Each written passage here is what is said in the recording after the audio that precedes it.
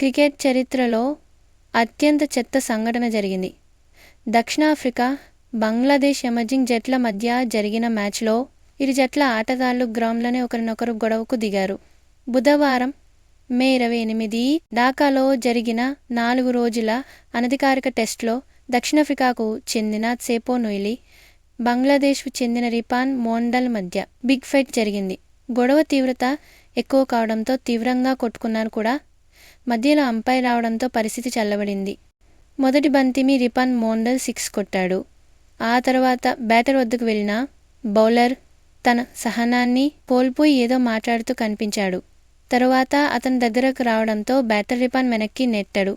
దీంతో కోపంతో రగిలిపోయిన safari bowler అతన్ని తోసి హెల్మెట్ గ్రిల్ను పట్టుకున్నాడు.